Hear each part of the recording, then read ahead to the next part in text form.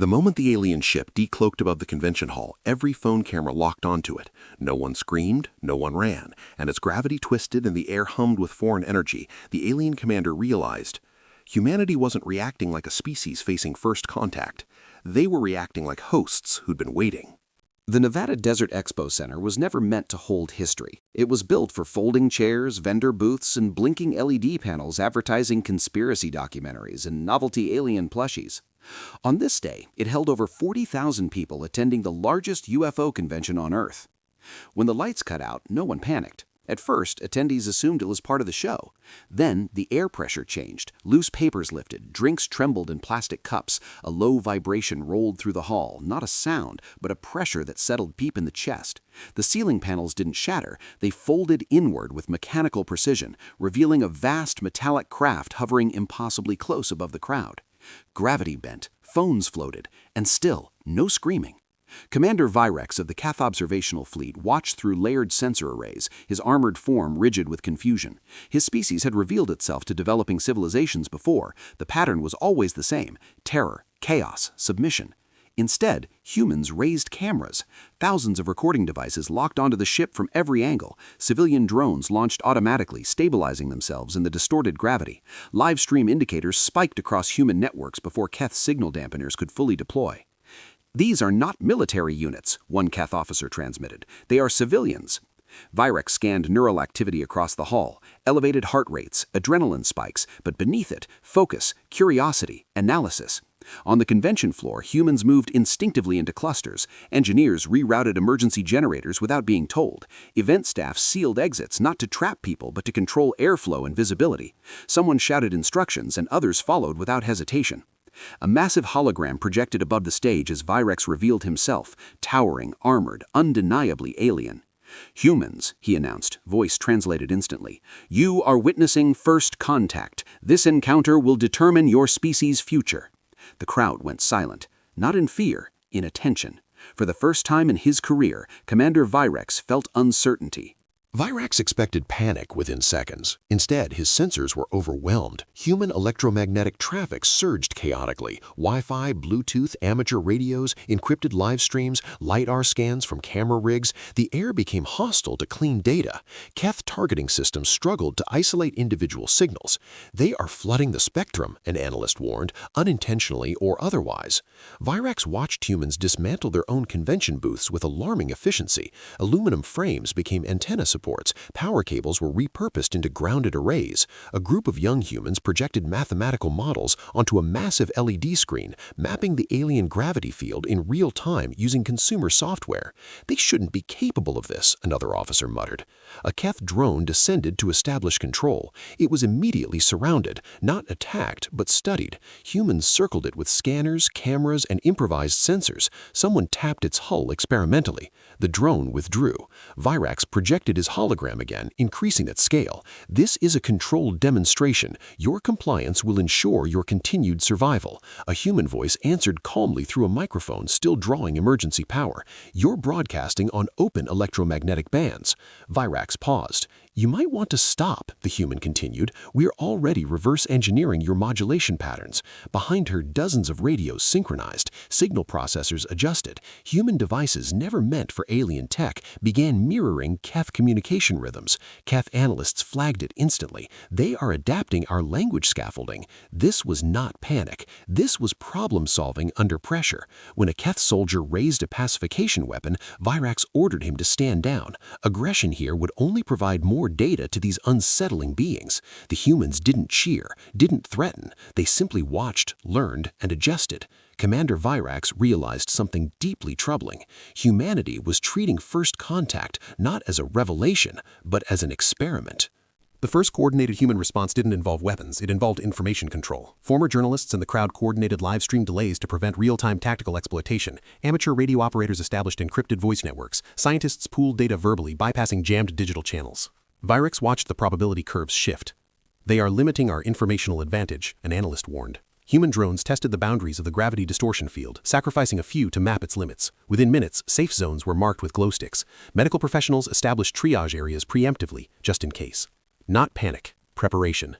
A Keth strike unit advanced to reassert dominance. They stopped when a synthesized human message filled the hall, assembled from partial pattern recognition of Keth's speech. "We understand this is a test," the message said. "We request parameters." The request stunned the Keth command deck. No species had ever asked for rules. Virex authorized limited disclosure. "This demonstration measures psychological resilience and adaptability." The human response came immediately. "Then you should observe carefully." Then the humans did something unexpected. They powered down. Lights dimmed, signals minimized, movement slowed. The convention hall became quiet, not chaotic, but deliberate. Keth predictive models faltered. Humans voluntarily stepped outside expected behavior patterns, reducing signal noise and forcing the aliens to operate with less data.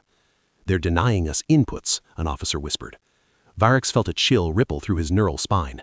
Humans weren't improvising anymore. They were testing the testers. Commander Virex escalated. Localized temporal distortion bloomed across the hall, designed to slow biological processes without permanent harm. On dozens of worlds, it ended resistance instantly. This time, the effect was uneven. Some humans staggered, others slowed. A few resisted almost entirely, their physiology reacting unpredictably. Heart rate spiked, stabilized, adapted. "They're compensating," an analyst said, disbelief thick in his voice. Humans continued communicating, short phrases, hand signals, physical contact to maintain coordination. When one collapsed, others dragged them clear and recorded every sensation, every reaction. They were learning in real time. Virex terminated the field. Silence returned. He reduced the scale of his hologram, not out of weakness, but clarity. "You are not suitable for controlled integration," he told them. "You are divergent." A human engineer nodded calmly. "We suspected." No triumph, no defiance, just acknowledgement. Virex understood then. Humanity was dangerous, not because of aggression, but because of restraint. They didn't need to win today. They only needed to understand. And they had. Protocol demanded immediate withdrawal. Commander Virex hesitated. Across the convention hall, humans waited, not threatening, not celebrating, simply watching, absorbing every detail of alien behavior, technology, and decision-making. "You are dangerous," Virex finally transmitted, "not because of your weapons, because you adapt faster than our models can update." The statement rippled through human networks instantly. A scientist responded aloud, "Then you should update your assumptions." Virex almost found amusement in that. Instead, he continued, "Other civilizations will not test you as we did. They will attempt swift eradication." The room grew very still. A human organizer, no uniform, no authority, spoke calmly. Then today mattered. The Keth ordered the strike units to withdraw. The ship's gravity field softened. The oppressive pressure lifted. The Keth did not retreat in defeat. They withdrew in recognition.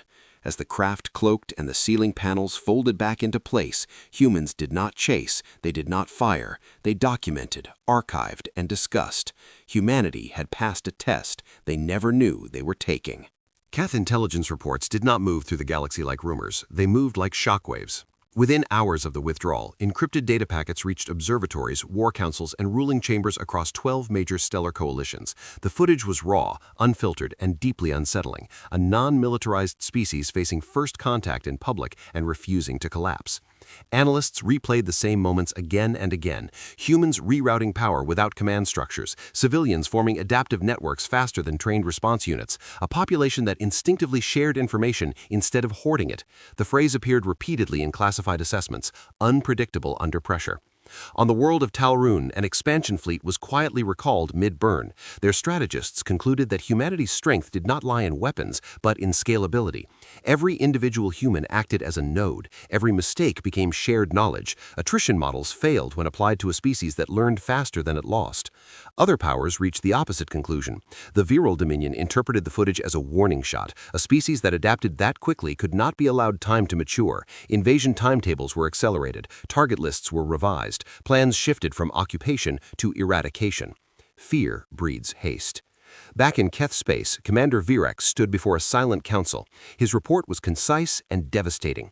"Humans do not wait for permission to organize," he said. "They do not require centralized authority to respond. They do not panic as a species." A counselor asked the question none of them wanted to voice. If they were given time, could they rival us? Virex did not answer immediately. Yes, he said finally, or surpass us in ways we cannot predict. On Earth, none of this was known. No alarms sounded, no announcements were made. There were no speeches, no celebrations, no declarations of victory. The convention footage was quietly archived, dissected frame by frame. Emergency protocols were rewritten at municipal levels first, then national, then global. Civilian infrastructure was hardened subtly. Communication redundancies multiplied. Response drills were relabeled as disaster preparedness. Humanity did not mark the day as historic. They treated it as rehearsal. And across the galaxy, that terrified everyone who understood what it meant.